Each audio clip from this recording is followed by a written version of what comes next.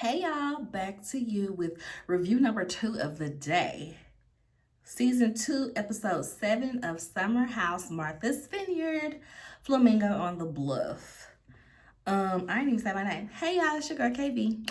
Like I said, I just finished doing the circle, so it just feel like, we running them. We running them. It's a marathon. It's a marathon. Flamingo on the Bluff, y'all. This episode, Summer House Martha's Vineyard is they lay it out so interesting, right? It blows me that Bravo does not promote this show. It blows me that they do not give them a budget. These people seem like they are funding these parties out of their own pockets, hence why so much stuff is done at the house. Also, it seems as if, and it blows me that they're there when nobody else is there because it seems like they are struggling to find people to come. I guess these next couple episodes weren't so bad because they did have some friends come in town for their events. So there's that. So 2-7, Flamingo on the Bluff. The episode starts where it ended with Summer going nuts and just acting out like a freaking toddler. Like she's literally acting like my 3-year-old, running around the house, throwing things, fussing. And like she gets put in timeout or she gets a spanking for this behavior. But Summer is grown, so what's her repercussions to this behavior? But that's besides the point. She's smacking boxes around, she's storming around, yelling, just acting a whole fool. Summer, and this, she admitted this, Summer is very jealous of how, well, she hasn't admitted this part. She says she's jealous of Noel's friendships, but she's jealous of Noel in general because Noel came into this house, she came into this group seemingly only knowing Summer and quickly fused with everybody else, quickly formed meaningful bonds and having so much fun with everybody else. So she's yelling at her, well, let them be your anchor. Let them be your anchor. And it's like, girl, she don't need no anchor to be around this group. She's already made really good connections and, got really good vibes with everybody here. She doesn't need an anchor. It's not like people are still on the fence about her and, well, if she invited, we'll deal with her. But no, baby, they like Noel. We like Noel. So the next day, it shows that they went to sleep at like 4 o'clock in the morning, y'all. It was like 4 o'clock in the morning. They were up with all this mess. I don't be having it in me. I'm really wondering if I was on vacation, if I was on a show like Summer House, and I know what we was doing. We here to party, we here to film and all that. Would I be able to stay up till 4 a.m. just for the sake of not wanting to miss anything? I don't know. I think it's a no. I think it's a no for me, dog. I think I got like a good 1:30 in me. But this is me thinking of me taking care of a child every day. So you never know. I might be able to be up till 4 o'clock, running, going crazy with the house. We'll never know. We'll never know. So the next day, Nick is having an event, Lux on the Bluff. But for now, he is in a race and he's getting ready for that. He sees that the house is a mess because it was a mess. It's always a mess when I wake up the next morning. He sees the house is a mess and he texts the group, a group text about a house meeting for when he gets back. He's at his race. They show him, getting ready for the race. He gets like 5th out of 100 or something people. So he's really proud of himself and he feels like the number 5 is following him. 5 was his line brother's number and this line brother had passed earlier that year. So he's doing the party this year in his honor and, he's just feeling all the feels as far as like, dang, like my LB gone, because they're young people. I think Nick is like late 20s, early 30s. I think he's on the early 30s side. So it's like they're young. They're not expecting their friends and things to be passing away. So he's very affected by it. We see Natalie and Amir. They're on the patio and they're talking. Y'all, I want these two to not come. He's asking her, did you have fun last night? Well, it was a bit wild, and that's not really my vibe. I mean, I'm not saying that the girls aren't my vibe, it's just the party wasn't my vibe. Black people living in their black excellence and their black history with Freaknik wasn't your vibe. Okay. Nobody was bothering you. I don't think, I just feel like Natalie lets us know every time that she's on the screen that she's not really here for the black activities. And just, it's not really my vibe. I'm not going to partake in that. It was a bit wild, but I'm here to support you. Oh, okay. Gets on my nerve. So, why is you here? Why is you here? She seems so uncomfortable being around this many black people, y'all. She really does. I can't stand them together. I feel like they both a little racist. Amir I feel like Natalie is outright racist. She don't care. She is who she is. Amir, I feel like he doesn't even realize that he's racist. He lets us know every chance that he gets that he is not in touch with his black side. He doesn't really know his dad. He is raised by his Lebanese mother. He got his first black haircut when he was like 20. He lets us know every chance that he gets that he is very removed from his black side. And then he lets us know in very subtle ways that he will throw blackness under the bus if called for.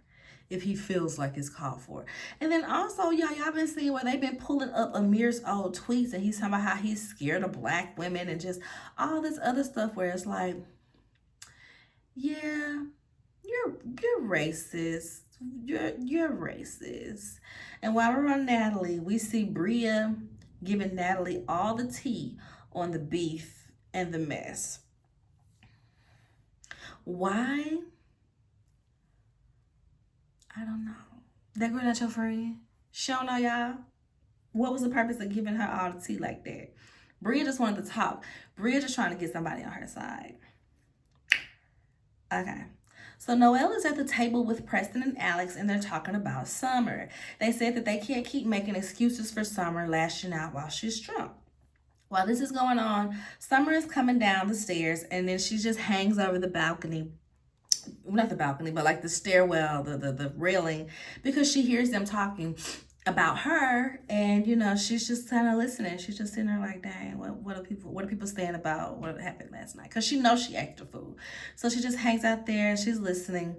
And it's not like they were trashing her or anything, but they were just discussing her bad behavior and how they're tired of it. So she didn't get mad or anything. You could just tell she got really reflective. It really made her sit down and think about how she's been behaving.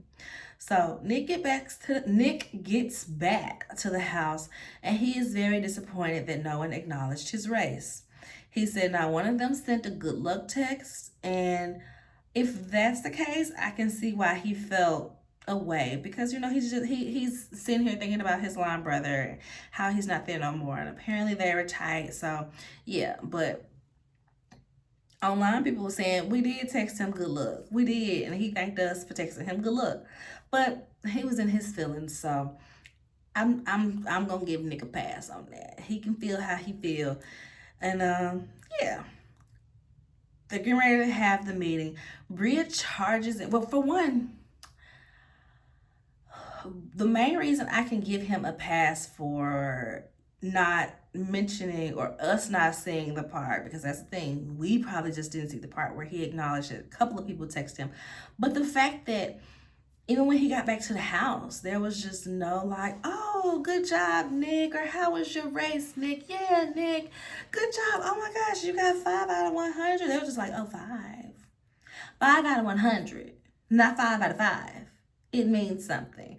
They just were so oh, okay.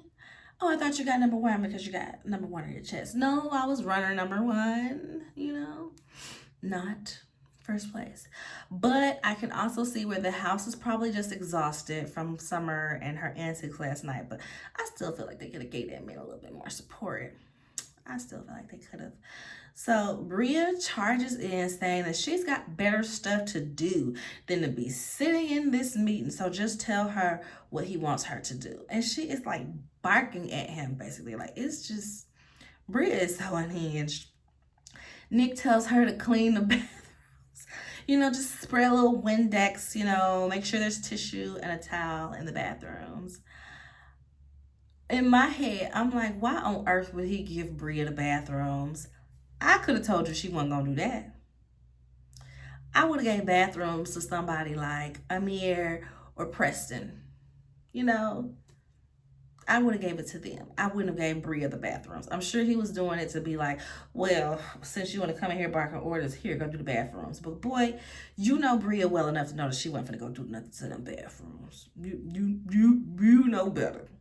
So she says, okay, but when she gets upstairs, she's like, I'm not doing that shit. I'm not cleaning the bathrooms. He's like, oh, do this.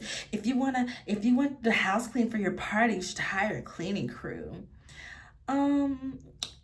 Bria was saying how, no one helped me out for my event, so why would I help you for yours? You need to hire a maid. Production rolls that beautiful bean footage. They take it back to Bria's event where she was just standing there like a bump on a log while the guys were trying to put together things for her event. Thank you, production. Thank y'all. She's just so childish and so self-centered, and I really don't care for her on this show. It's too much. I want other people gone more than her, but it's still too much. Eventually, Summer walks over and asks Noelle if they can talk. They go into the sunroom and Summer is trying to explain herself and she's apologizing. Noelle asks her, do you not like me? I just feel like basically like you don't want to be my friend, girl. It seems like you always coming at me. Summer says, no, I was mad at Bria and I just didn't want you to see me like that. I didn't want you to be in the middle of that. She admits that her and Bria are a lot more alike than she admits. And, that's why they be bumping heads a lot, because they both see red. And when they see red, they stomp it on everything in their path, like childish and entitled, Noelle asks her, well, do you remember pushing me? Summer claims that she does not remember pushing Noelle. I was drunk and that's not an excuse, yada, yada, yada. She's giving her the blah, blah, blah, blah, blah. Noelle was like, yeah, you were drunk and all, but I feel like it's something deeper than that. I said, ooh, come on, Noelle, with the emotional intelligence. Summer clearly does not want to open all the way up, but shout out to Noelle for, trying to dig a little bit deeper. Noelle says that she accepted the apology, but she's going to need some space for a while. Like, she can't be buddy, girly with you if you keep blowing up on her every time you get drunk. Period. I said, exactly, Noelle. Exactly. And while this is going on, Natalie takes, I think it was Donald, Preston, and Shanice, maybe? I can't remember. Jordan. Maybe it was Jordan. But Preston and his now fiance Donald, of course, take them to the side and tell them what Summer said as far as their friendship not being fun right now. Because remember, Bria went and told her all the tea. So Bria is in the kitchen talking to the girls. She is mad at how Summer threw a convo of theirs about Simon back in her face. So apparently, Bria tells Summer how Simon gets drunk and talk to her all type of crazy. And when Summer was drunk, they played a little flashback of Summer was like, that's why your man be talking to you crazy, or something crazy like that. So Bria is like, dang, girl, like, now what if I had told her something else or something more serious? And I'm like, what could that be, Bria? Have you cheated on Simon? That was the first place my mind went. Have you cheated on Simon, Bria? Is that what that something else could be? She needed her little let me stop. My thing is, okay, Summer, the first time around, I gave you a mini pass when you blew up the conversation. Well, I'm not gonna say she blew up. She brought up the well, not the actual conversation, but the fact that her and Jordan had a conversation where she ended up comforting her. And now she brings this up, and it's like, okay, girl, so this is just a track record of you bringing up private conversations whenever it suits you. Not cool. Summer comes down and tries to talk to Bria, and Bria is like, not right now. But yeah, like I was saying, she was really Bria was me in that moment, because I am not that girl that's going to stop talking when you come up because I was talking about you. No, if you ask me what I was talking about you, you want to know what we said, or you want to have that in a private conversation later? I mean, I'm going to finish this conversation, but when I'm done, I can come over there and we can have a private conversation about what I said if you like. But yeah, I'm talking about you. Yeah. I can remember this one time, spring break, senior year of college. This girl was trying to, and we cool now, that's the funny part. This girl, I was standing on the beach with my then boyfriend. This girl runs up, tries to kiss him on the mouth, kisses him on the cheek, and runs off. Like, when I say it happened lightning speed, because I was like holding his hand but turned this way talking to my homegirl, and I see somebody run by. I turn my head, I see her pulling back, and I see her running off. So I was asking him, like, who was that? He was like, you saw her running? I couldn't tell who it was. When he found out later on, he lets me know. And I had tweeted something online like, this simple B got me messed up. See me, shawty. So I'm on the beach and I'm talking to some friends about it, because they're like, what was that about? What was that about? What happened? Don't be getting arrested at South Beach, girl. And one of my homegirls comes up like, Kavindra, did you call my roommate names? Did you say you were going to fight my roommate? I said, oh, is your roommate such and such? Yeah, that's her right here. Well, yes, I did. And let me tell you why. And you got one more time. I'm that girl. I ain't afraid. Afraid for what? If I was talking about you, if I was talking about you behind your back, I'll say it to your face. Period. I just ain't never been afraid of nobody. I've just never been afraid of nobody like that.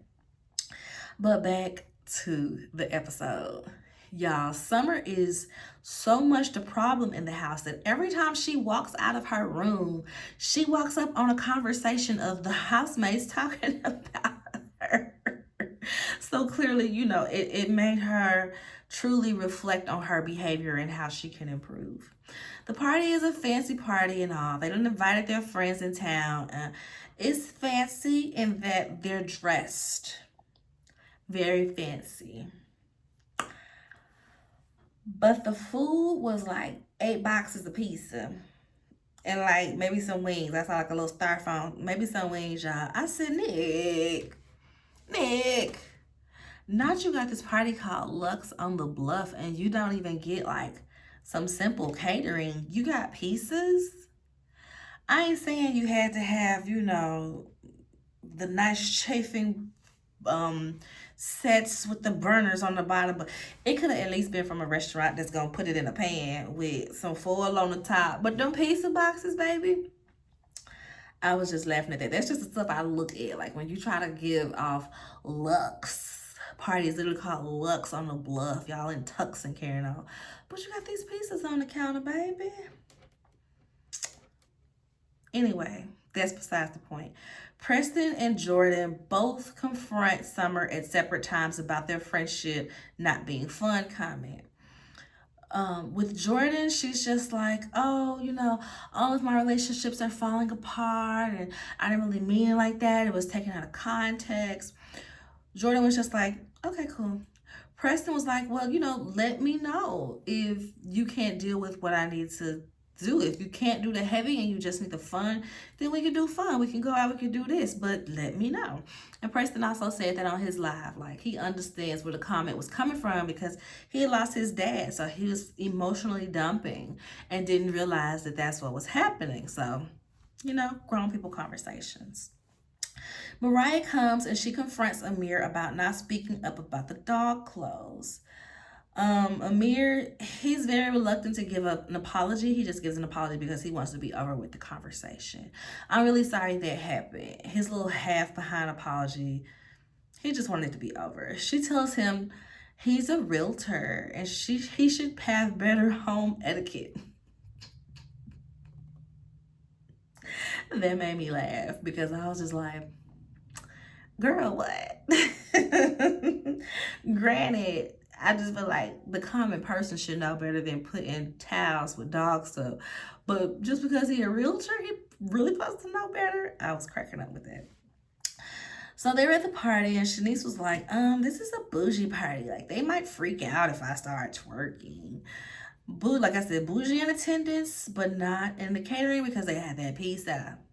They had that pizza. At one point, Amir is like, is that Jordan? And Natalie is like, well, why are you so worried about her? Why are you so worried about Jordan? And to clean it up, he said, well, she looked different. You know these girls have like 6 different wigs.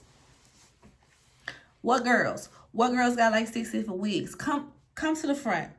Come, stand up. Stand up and enunciate, Amir. What girls? Say it with your chest. What girls have like 6 different wigs? Because ain't Jordan the only one in the house with a wig? The only one that's changing her hair up? The rest of the girls got sew-ins. So their hair not changing like that. So for him to say that, just another example of him giving racism. Oh, yes, Amir, you did a racist. You did a racist. It was just really giving anti-black, y'all. It's just...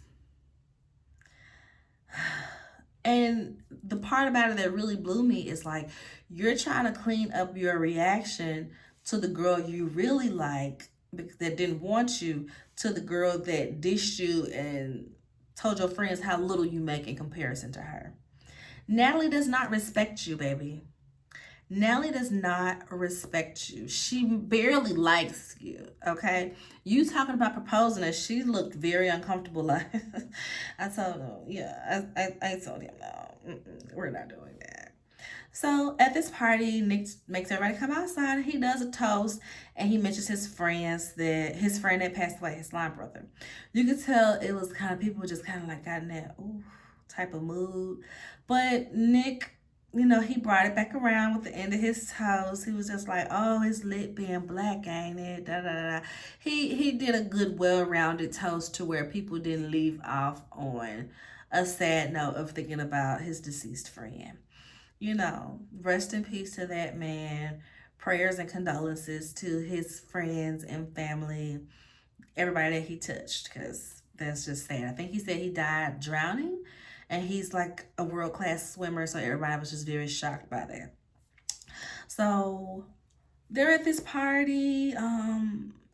It's some more Greek there, so they start strolling and they doing a frat calling, and you know, they give like a little mini history on the Divine Nine, Black Greek culture. Nick and Alex are both Kappas, so they doing their little shoulders, and you see Amir over there like Alex said, Amir is a Kappa interest. Okay, he be wanting to oil his shoulders up too, you know. Crack me up. So party's going on, everybody's having fun. Ski-wees over here, ooh-whoops over there, A506 over here. All of the things, right? All of the black excellence. I don't know whether to attribute Simon's actions to I'm drunk and I need to have fun because everybody else is having fun and I don't understand the fun that they're having. Or is this Simon revealing himself to not take black people too seriously?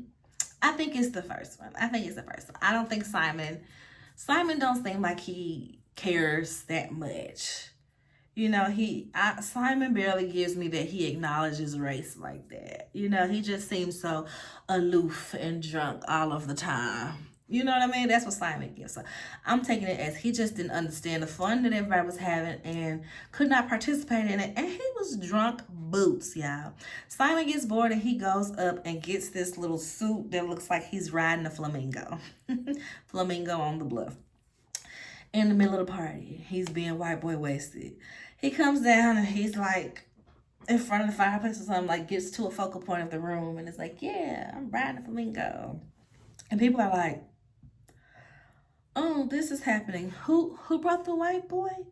You oh, must be the girl that's screaming. She brought the white boy. Look at how mad she is. Bria is pissed. She threatens to grab a knife and stab and deflate his little flamingo suit, but Preston is trying to calm her down. He succeeds a little bit. They go upstairs, she yells at him and threatens to break up with him for embarrassing her. I don't think it wasn't that bad. It's not like he ruined the party per se, but I mean, you know, he definitely was like oh, okay. So as they're going upstairs to argue, he takes off the suit, and I guess when he takes off the suit, y'all, he farted in the hallway by the stairs. And to see the people's reaction that was nearby, you could tell that fart was offensive. They looked so disturbed by that man's booty gas. So he takes it off and she takes it and throws it in a closet. She goes and takes it to a closet, I guess so that he can't find it. She says she specifically told him not to wear it at this party. Wear it to the beach.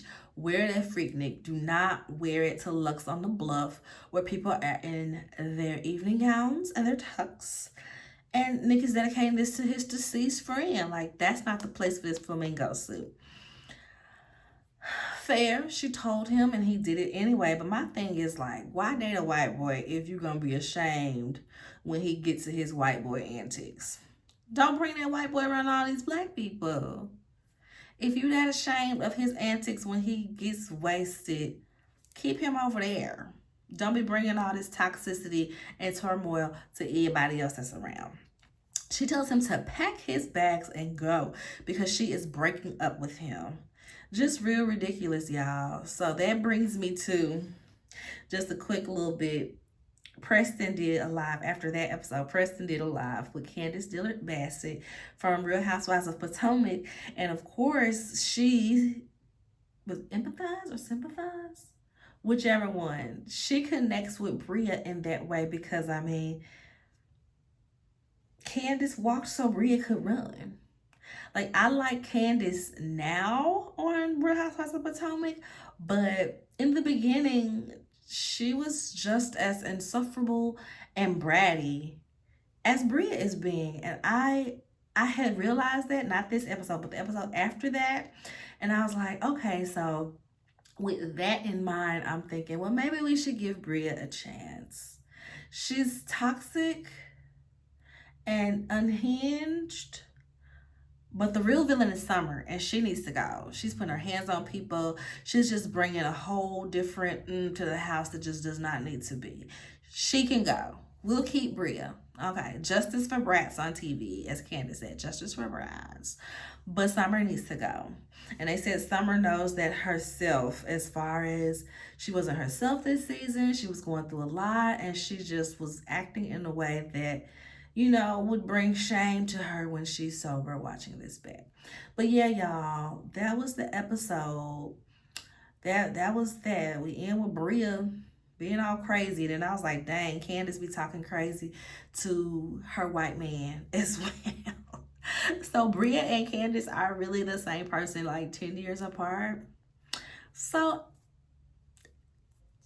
we'll give Bria a chance, y'all. All right, that is it for this review. Y'all make sure y'all like, comment, subscribe, share the video, and support my other videos on the channel. Make sure you check out my podcast, Hood Health Report, on the channel, where I talk all types of public health news and things. All right, y'all. See you on the next one. Bye.